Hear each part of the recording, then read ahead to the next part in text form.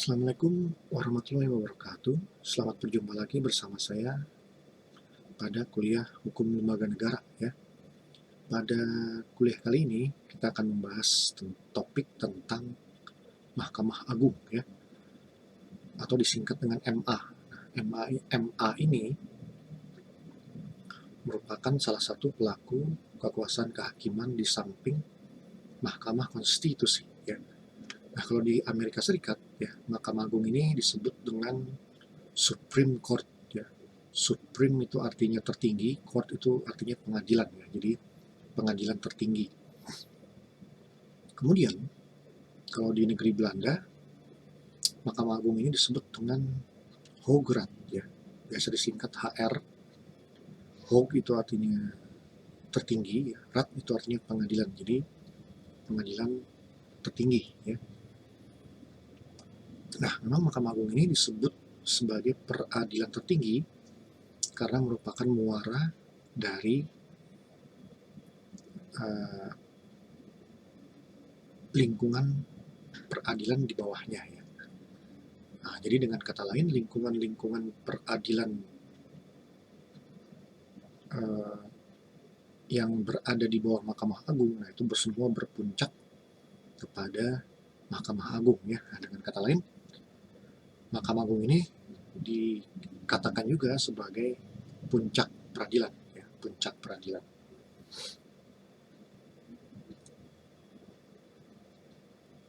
Nah, baik ya, sekarang kita tinjau dulu ya dasar hukumnya ya, yang mengatur tentang Mahkamah Agung ini ya. Nah, di dalam UUD tahun 1945 itu Mahkamah Agung diatur dalam pasal 24A, pasal 24, 24A dan 24B. Kemudian ketentuan dalam UUD ya, tahun 1945 dijabarkan lagi ke dalam Undang-Undang Organik ya, yaitu Undang-Undang Nomor 14 tahun 1985 tentang Mahkamah Agung. Nah, undang-undang ini sudah diubah ya, terakhir diubah dengan Undang-Undang Nomor 3 tahun 2009 ya, tentang perubahan kedua atas Undang-Undang Nomor 14 tahun 1985. Nah, kemudian juga Mahkamah Agung ini disinggung juga di dalam Undang-Undang Nomor 48 tahun 2009 ya, tentang kekuasaan kehakiman. Nah, kalau undang-undang tentang kekuasaan kehakiman ini mengatur kekuasaan kehakiman secara umum ya. Jadi di sini ada diatur Mahkamah Agung dan juga Mahkamah Konstitusi serta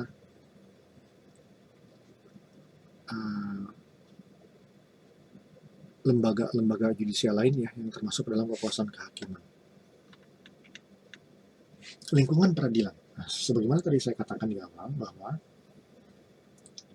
di bawah Mahkamah Agung itu terdapat lingkungan peradilan ya, lingkungan peradilan. Nah, lingkungan peradilan ini semua berpuncak kepada Mahkamah Agung ya. Nah, jadi ada semacam sistem peradilan yang bertingkat-tingkat ya. Bertingkat pertama, tingkat banding, kemudian berpuncak ke Mahkamah Agung. Nah, tingkat pertama itu disebut dengan pengadilan tingkat pertama ya, pengadilan tingkat pertama. Nah, ini yang paling bawah ya. Kemudian di atasnya ada pengadilan tingkat kedua yang disebut dengan pengadilan tingkat banding ya, tingkat banding. Nah, semua itu ya berpuncak ke pengadilan tertinggi yang disebut dengan Mahkamah Agung ya. Nah, pengadilan tertinggi Mahkamah Agung ini ya ada kalanya juga disebut dengan pengadilan tingkat kasasi ya, pengadilan tingkat kasasi.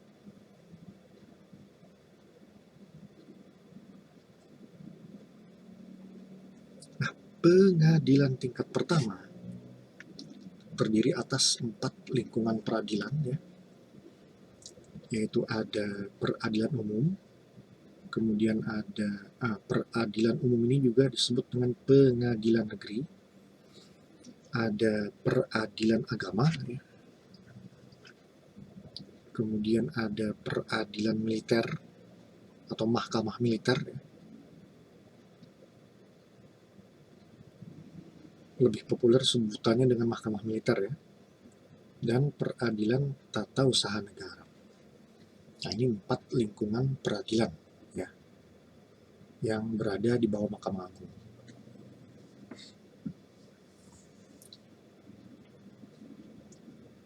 Nah, peradilan umum, ya, sejauh ini diatur di dalam Undang-Undang Nomor 2 Tahun 86 dan sudah diubah, ya, terakhir dengan Undang-Undang Nomor 49 Tahun 2009.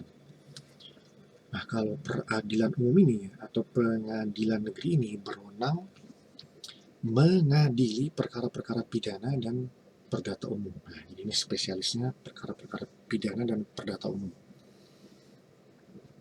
Nah, di lingkungan peradilan, ya, juga dimungkinkan adanya kamar-kamar, ya. Jadi ada kamar-kamar khusus yang menangani perkara-perkara tertentu, ya, atau perkara-perkara khusus. Misalnya di peradilan umum, ya, atau pengadilan negeri itu ada beberapa kamar khusus yang menangani perkara khusus seperti pengadilan niaga. Nah, ini mengadili perkara-perkara niaga. Kemudian ada pengadilan tipikor, tindak pidana korupsi. Nah, ini mengadili perkara-perkara korupsi. Ada pengadilan hubungan industrial. Nah, ini menangani perkara-perkara yang terkait dengan sengketa perburuhan. Nah, jadi jangan saudara pikirkan bahwa pengadilan niaga, pengadilan hubungan industrial, pengadilan tipikor itu adalah pengadilan yang berdiri sendiri. Tidak, ya. Itu semua merupakan kamar khusus dari peradilan umum, ya, peradilan umum. Bahkan juga ada kamar pengadilan anak, ya. Ada kamar pengadilan anak. Nah, itu juga sama, itu kamar dari peradilan umum atau pengadilan negeri, ya. Kemudian lingkungan yang kedua ada peradilan agama. Ini diatur di Undang-Undang Nomor 7 Tahun 1989, ya. Nah, sudah diubah nih undang-undang ini terakhir dengan Undang-Undang Nomor 50 Tahun 2009. Nah, kalau peradilan agama, ya, atau pengadilan agama ini berwenang mengadili perkara perdata khusus, ya, yaitu perdata Islam, dan juga kewenangan pengadilan agama ini ditambah lagi dengan mengadili perkara-perkara ekonomi syariah, ya, seperti sengketa mudharabah, ya, atau bagi hasil dan sebagainya. Kemudian ada peradilan militer, ya, yang diatur di Undang-Undang Nomor 31 Tahun 1997 tentang peradilan militer. Nah, undang-undang ini sampai sekarang belum pernah berubah, ya, masih tetap menggunakan undang-undang yang tahun 97 ini. Jadi ini undang-undang peradilan militer merupakan undang-undang satu-satunya yang belum diubah, ya. Sedangkan lingkungan peradilan lain itu sudah diubah semua undang-undangnya. Nah, ini kalau peradilan militer ini mengadili perkara-perkara pidana, ya. Perkara-perkara pidana, ya, baik pidana umum, maupun pidana militer, ya. Baik, saya ulangi, baik pidana umum maupun pidana militer. Ini semua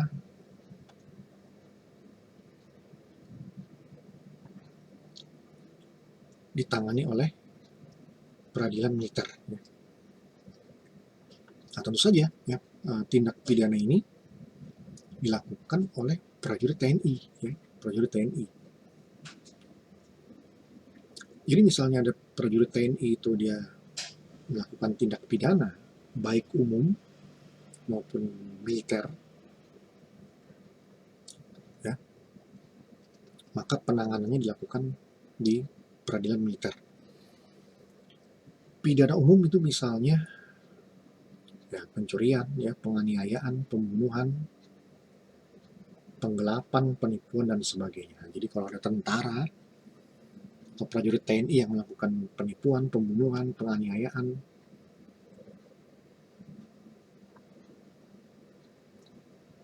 perampasan, pencurian, penggelapan, itu ditanganinya juga sama ya, di peradilan militer.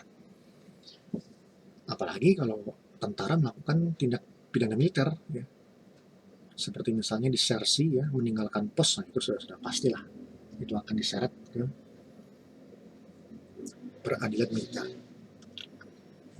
Kemudian yang keempat adalah lingkungan peradilan tata usaha negara ya, ini diatur di Undang-Undang Nomor 5 tahun 1986. Terakhir ini diubah dengan Undang-Undang Nomor 51 tahun 2009. Nah, ini bahkan sekarang ini Undang-Undang PTWN itu sudah disempurnakan lagi ya ke dalam Undang-Undang Nomor 30 tahun 2014 tentang administrasi pemerintahan.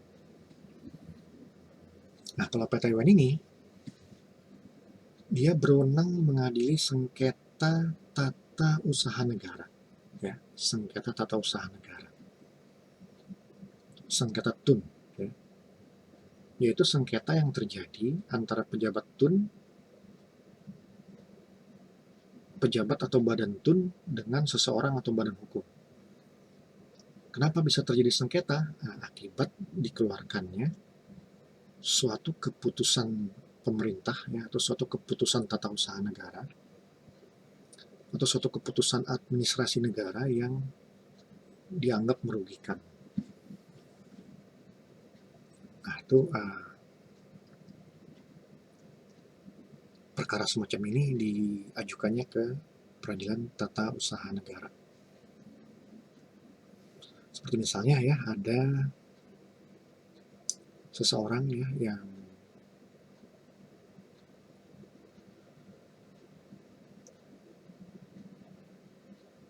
dibekukan izinnya gitu ya, atau dicabut izinnya itu, nah maka dicabut izinnya oleh pemerintah ya, maka orang yang dicabut izinnya itu apabila mengalami kerugian, maka itu bisa menggugat pemerintah ke PTWN ya, PTWN.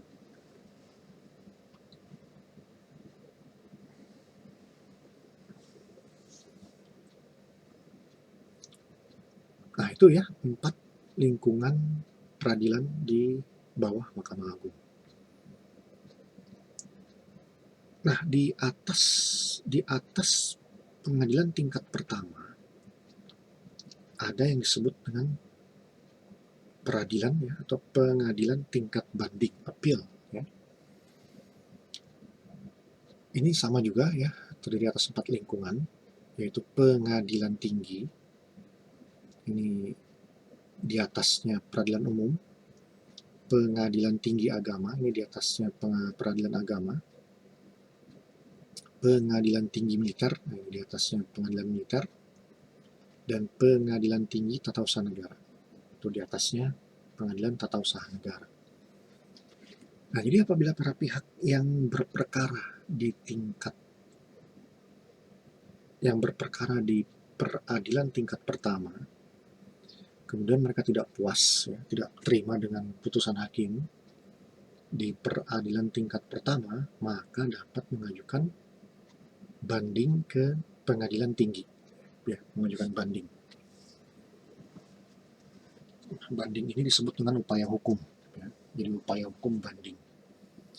Nah, apabila di pengadilan tinggi pun para pihak yang berperkara masih tidak puas, ya, tidak menerima dengan putusan tingkat banding, maka dapat mengajukan upaya hukum lagi ke tingkat atasnya, yaitu disebut dengan upaya hukum kasasi ke Mahkamah Agung. Nah, upaya hukum kasasi ini merupakan upaya hukum yang terakhir, yang tertinggi ya, yang ditangani oleh Mahkamah Agung, ya, Mahkamah Agung.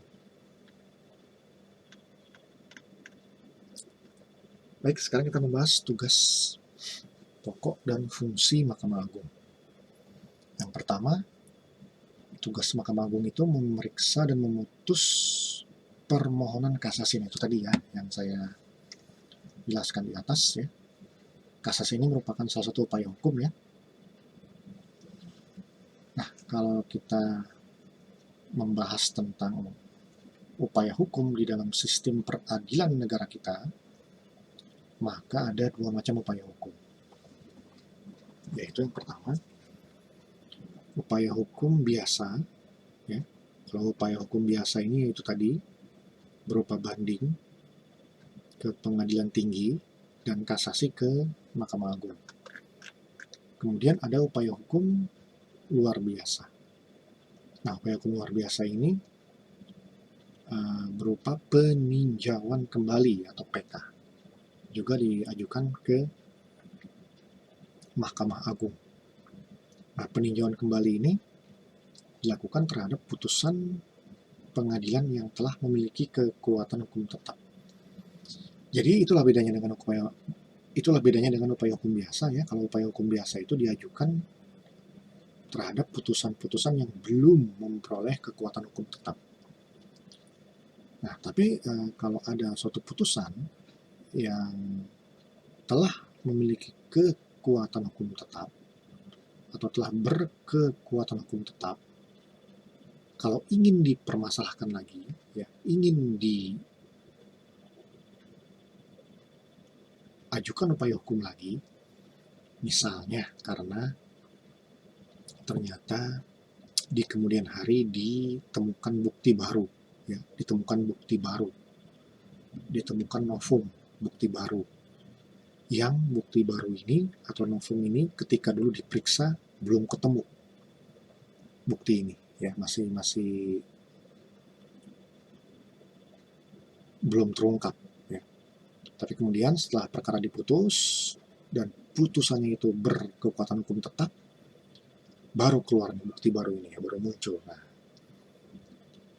bukti baru ini memungkinkan putusan yang telah berkekuatan hukum tetap itu untuk diajukan upaya hukum lagi. Nah, upaya hukumnya ini disebut dengan upaya hukum luar biasa. Dikatakan luar biasa karena diajukan terhadap putusan yang telah berkekuatan hukum tetap. Ya. Itu upaya ini namanya peninjauan kembali. Ya. Juga sama seperti kasasi diajukan ke Mahkamah Agung. Nah, putusan yang telah memiliki kekuatan hukum tetap ini ya bisa putusan pengadilan tingkat pertama yang telah berkekuatan hukum tetap, bisa putusan pengadilan tinggi yang telah berkekuatan hukum tetap, atau bisa juga putusan Mahkamah Agung itu sendiri ya, putusan kasasi Mahkamah Agung yang telah berkekuatan hukum tetap, yang kemudian diupaya lagi, yang kemudian diajukan upaya hukum luar biasa lagi, ya, berupa peninjauan kembali juga ke Mahkamah Agung. Nah, itu ya.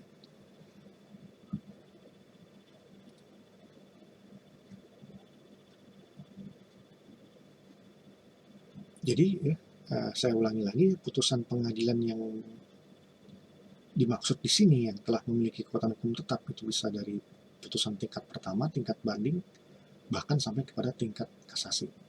Yang kemudian diajukan upaya hukum lagi ya, berupa upaya hukum luar biasa ke Mahkamah Agung yang disebut dengan peninjauan kembali. Alasan melakukan peninjauan kembali ini seperti yang saya katakan tadi, contohnya itu karena adanya bukti baru, ditemukannya bukti baru. Kemudian Mahkamah Agung ya memeriksa dan memutus ini sengketa kewenangan mengadili. Ya, sengketa kewenangan mengadili.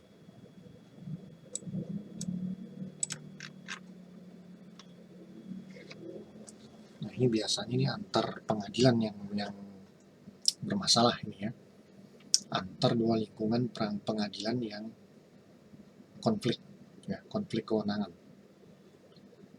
Antar dua lingkungan pengadilan yang terjadi perselisihan, ya, perselisihan kewenangan mengadili. Ya, itu maksudnya apa itu? Sengketa atau perselisihan kewenangan mengadili. Nah, maksudnya ada dua lingkungan pengadilan yang dua-duanya merasa berwenang untuk mengadili suatu perkara, atau sebaliknya, dua-duanya merasa tidak berwenang untuk mengadili suatu perkara. Nah, ini ya. Nah, jadi bisa kemungkinan pertama, dua lingkungan pengadilan rebutan kewenangan. Kemungkinan kedua, sebaliknya, dua lingkungan pengadilan ini justru merasa dua-duanya tidak berwenang. Ya. Sebagai contoh, ya,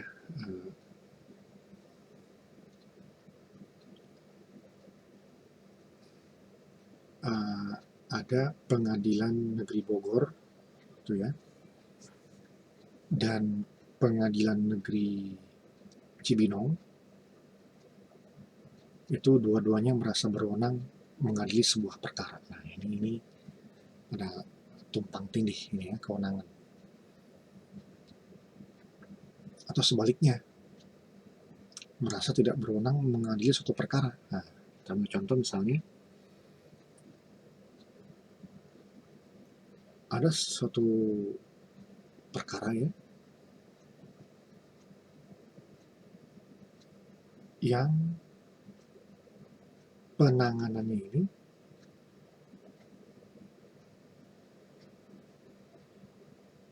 di dua lingkungan pengadilan, tetapi keduanya merasa tidak berwenang ya, untuk mengadili perkara ini. Misalnya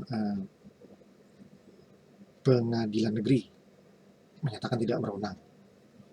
Sementara itu di sisi lain juga pengadilan tata usaha negara menyatakan tidak berwenang. Nah, ini juga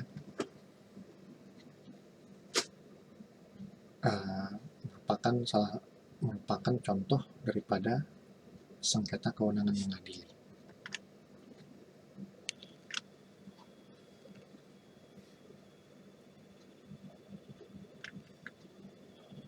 Nah, terkait dengan kewenangan mengadili atau kompetensi,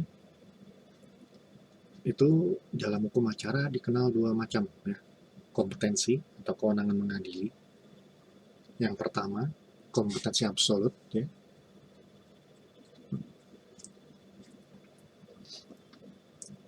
yaitu menyangkut jenis perkara. Jenis perkara atau objek perkara apa? Jenis perkara apa atau objek perkara apa yang dapat ditangani oleh suatu pengadilan.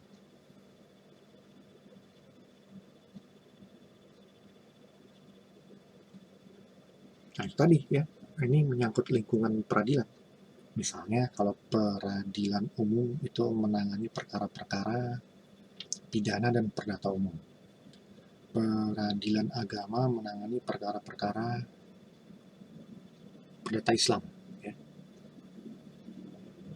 dan ekonomi syariah. Peradilan militer menangani perkara-perkara tindak pidana militer ya.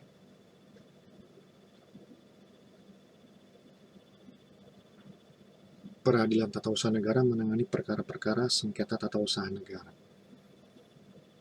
Itu semua menyangkut jenis perkara atau objek perkara yang dapat ditangani oleh suatu pengadilan. Kalau yang kedua, kompetensi relatif ya. Kompetensi relatif.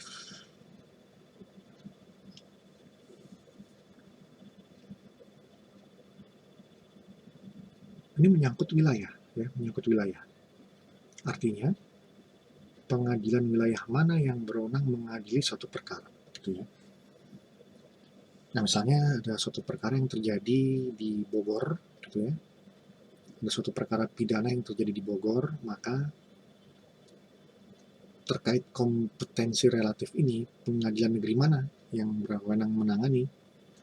Apakah pengadilan negeri Bogor ya di kota, ataukah pengadilan negeri Cibinong di Kabupaten Bogor? Nah, itu menyangkut wilayah. Ya.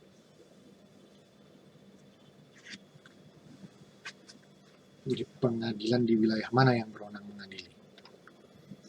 Kemudian Mahkamah Agung memeriksa dan memutus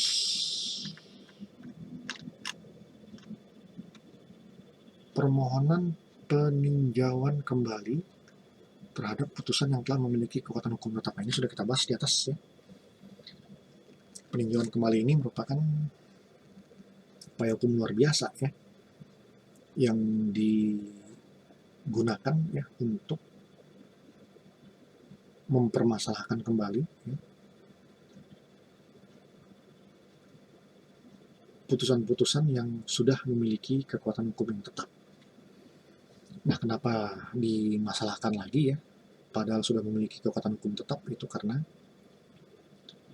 salah satu alasannya karena adanya bukti baru yang ditemukan kemudian, yang dulunya itu ketika perkara itu diperiksa itu belum ketemu buktinya, gitu ya. Itu salah satu contoh salah satu alasan ya mengajukan PK, karena juga banyak alasan-alasan yang lainnya ya.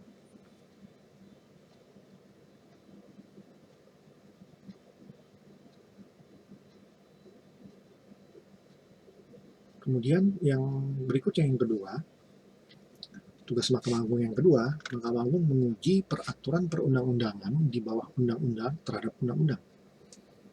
Kalau Mahkamah Konstitusi menguji undang-undang terhadap undang-undang dasar.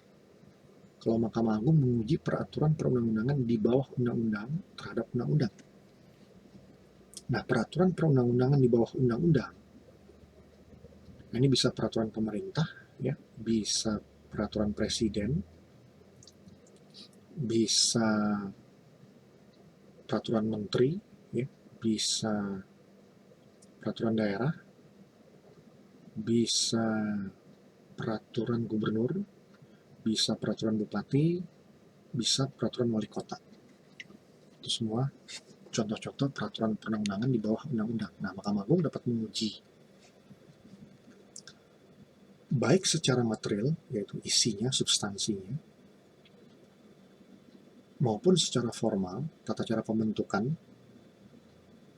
proses pembentukannya, ya, prosedur pembentukannya, daripada peraturan perundang-undangan di bawah undang-undang terhadap undang-undang.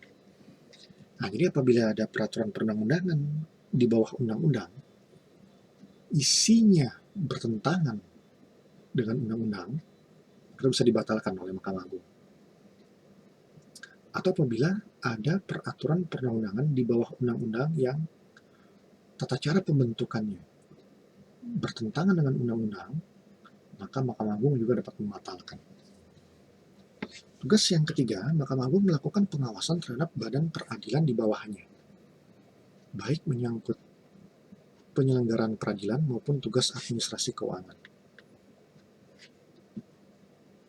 Yang keempat, Mahkamah Agung meminta keterangan tentang hal-hal yang bersangkutan dengan teknis peradilan kepada semua badan peradilan di bawahnya. Misalnya, Mahkamah Agung meminta terkait dengan administrasi perkara, ya. Kemudian Mahkamah Agung meminta keterangan tentang pengajuan perkara secara online, ya. Kemudian Mahkamah Agung meminta keterangan tentang penggunaan sistem cyber di lingkungan peradilan di bawah Mahkamah Agung, dan seterusnya. Kemudian yang kelima, Mahkamah Agung memberikan pertimbangan hukum kepada Presiden dalam pemberian gerasi, ya, atau pengampunan terhadap seorang terpidana. Ya. Jadi ada terpidana, kemudian sudah terbukti bersalah, kemudian terpidana tersebut meminta pengampunan untuk gerasi dan rehabilitasi atau pemulihan nama baik. Yang keenam, Mahkamah Agung memberikan pertimbangan dan nasihat hukum kepada lembaga-lembaga negara dan lembaga pemerintahan, baik diminta maupun tidak, ya. Memberikan pertimbangan dan nasihat hukum kepada lembaga-lembaga negara dan lembaga pemerintahan. Nah, jadi Presiden, nah itu bisa ya meminta nasihat ya ke Mahkamah Agung. DPR juga bisa meminta nasihat kepada Mahkamah Agung, dan seterusnya. Tapi kalaupun Mahkamah Agung tidak diminta, Mahkamah Agung berdasarkan inisiatifnya sendiri itu bisa juga memberikan pertimbangan atau nasihat hukum, ya, pada lembaga negara maupun lembaga pemerintahan. Nah, tapi dalam praktiknya ya biasanya Mahkamah Agung itu bersifat pasif ya. Artinya Mahkamah Agung menunggu permintaan nasihat ya, menunggu permintaan pertimbangan hukum. Apabila diminta baru dia memberikan pertimbangan hukumnya atau nasihat hukumnya. Kemudian yang ketujuh, Mahkamah Agung melakukan pengawasan terhadap advokat dan notaris. Yang kedelapan, Mahkamah Agung mengawasi tingkah laku hakim. Nah, jadi selain komisi yudisial ya, nah jadi apabila komisi yudisial itu juga mengawasi perilaku hakim secara eksternal dari luar ya, nah Mahkamah Agung pun memiliki uh, seperangkat ya, instrumen untuk juga melakukan pengawasan terhadap perilaku hakim ya. Nah, jadi kalau pengawasan yang dilakukan oleh Mahkamah Agung itu disebut dengan pengawasan internal. Dan susunan dan pengisian jabatan Mahkamah Agung ya. Nah, Mahkamah Agung itu sendiri ya terdiri atas pimpinan. Pimpinan ini dibagi lagi ke dalam ketua, ada satu ketua dan dua wakil ketua ya. Nah, dua wakil ketua ya terdiri atas wakil ketua bidang yudisial dan wakil ketua bidang non yudisial ya. Nah, kalau wakil ketua bidang yudisial ini wakil ketua yang membidangi teknis perkara ya, teknis tugas-tugas pengadilan dalam memeriksa dan mengadili perkara. Sedangkan wakil ketua bidang non yudisial ini merupakan wakil ketua yang menangani hal-hal yang di luar perkara ya, di luar teknis perkara, seperti misalnya menangani masalah pengawasan perilaku hakim. Kemudian juga di Mahkamah Agung ada beberapa ketua muda ya, ketua muda. Nah, baik ketua, wakil ketua maupun ketua muda ini disebut dengan pimpinan ya. Nah, ketua muda ini ada beberapa. Sekarang ini ada ketua muda pidana, ketua muda perdata, ketua muda militer, ketua muda tata usaha negara, ketua muda pembinaan, dan ketua muda pengawasan. Ketua muda pidana, perdata, militer, tun itu berada di bawah wakil ketua bidang yudisial. Ketua muda pembinaan dan pengawasan berada di bawah wakil ketua bidang non yudisial. Kemudian setelah pimpinan ada namanya hakim anggota. Nah, hakim anggota ini lebih populer disebut dengan hakim agung ya. Hakim agung.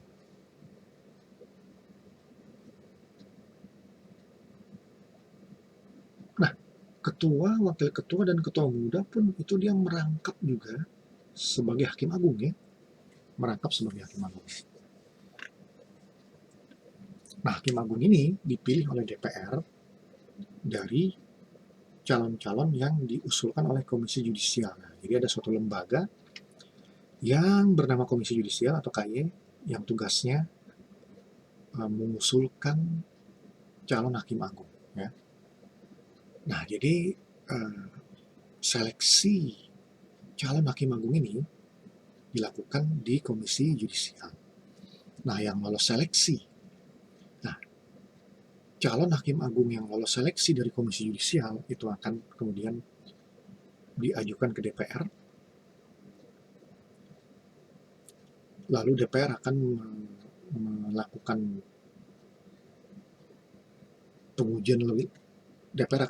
pengujian lagi lebih lanjut yang disebut fit and proper test ya, uji kepatutan dan kelayakan. Nah, calon yang lolos dari DPR barulah kemudian diajukan ke presiden untuk dilantik menjadi hakim agung.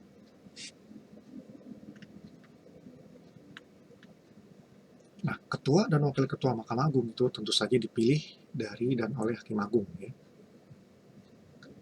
Nah, ketua dan wakil ketua yang terpilih kemudian diajukan ke presiden untuk ditetapkan oleh presiden ya. Sedangkan ketua muda itu diusulkan ya, oleh ketua Mahkamah Agung di antara para hakim agung. Dan juga penetapannya sama seperti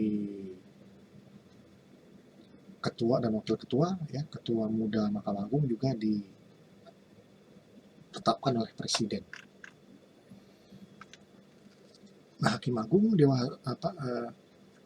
menurut ketentuan undang-undang, jumlah hakim agung itu maksimal ada 60 orang ya, 60 orang. Itu maksimal jumlah hakim agung. Nah, tapi biasanya jarang sekali ini ya mencapai angka 60 orang ya, karena dalam kenyataannya itu jumlah hakim agung itu selalu kurang dari 60 orang ya, selalu kurang.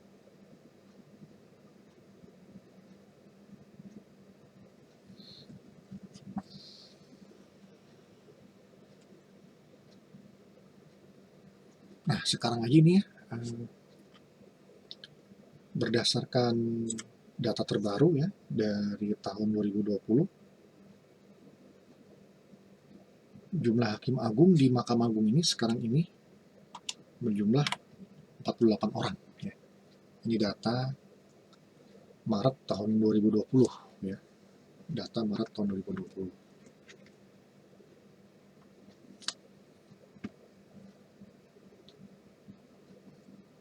Padahal sebelumnya sempat 49, nah sekarang 48, berkurang 1 orang.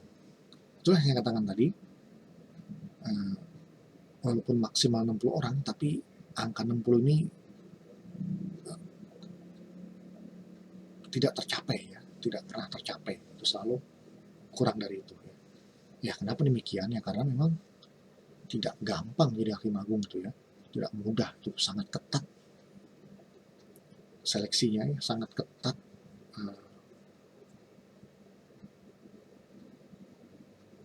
syarat-syarat rekrutmennya gitu ya, sehingga hanya orang-orang yang benar-benar layak gitu ya, yang bisa menjadi hakim agung. Nah, untuk bisa menjadi hakim agung itu rekrutmennya dilakukan melalui 2 jalur. Ada jalur hakim karir. Nah, ini berarti yang mencalonkan diri menjadi hakim agung ya, calon hakim agungnya itu adalah hakim karir ya, yang sebelumnya sudah berpengalaman menjadi hakim di pengadilan tingkat pertama itu ya, maupun hakim di pengadilan tingkat banding. Nah, ini disebut dengan jalur karir. Jadi para hakim yang berada di bawah Mahkamah Agung karena sudah banyak pengalaman, sudah lama itu jam terbangnya, maka kemudian dianggap telah memenuhi syarat untuk mencalonkan diri menjadi hakim agung. Kemudian ada juga jalur non karir. Nah, ini berarti yang jadi calon hakim agung ya, ini bukan hakim sebelumnya ya, di luar hakim. Seperti dari akademisi gitu ya, atau dosen, bisa juga dari praktisi gitu ya, seperti advokat yang sudah benar-benar berpengalaman gitu ya,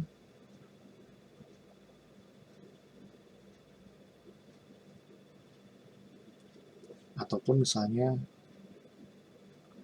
konsultan yang sudah berpengalaman gitu, kurator yang sudah berpengalaman dan seterusnya. Yang jelas kalau non karir itu berarti di luar hakim ya, calon hakim agungnya itu memang dia bukan dari hakim ya, tapi dari profesi di luar hakim. Nah, ternyata untuk jalur non karir, ya berarti yang bukan hakim ya, persyaratannya itu jauh lebih berat ya daripada jalur karir. Seperti misalnya kalau calon hakim agung dari jalur non karir itu harus berpendidikan minimal S3 ya, doktor ilmu hukum. Sedangkan jalur karir ya, atau dari jalur hakim itu cukup S2 saja atau magister hukum. Nah, hakim agung itu memiliki masa jabatan hingga usia 70 tahun ya. Jadi akan otomatis pensiun di usia 70 tahun. Jadi kalau misalnya hakim agung itu dilantik usia 60 tahun, maka dia itu punya kesempatan 10 tahun untuk menjadi hakim agung. Usia 70 pensiun. Oke, itu dulu yang bisa saya sampaikan ya pada perkuliahan kali ini. Terima kasih atas perhatiannya. Terima kasih sudah menonton kuliah ini ya. Kalau ada pertanyaan silahkan diajukan ya, di kolom komentar YouTube. Lebih kurangnya mohon maaf. Wassalamualaikum warahmatullahi wabarakatuh. Salam sejahtera untuk kita semua.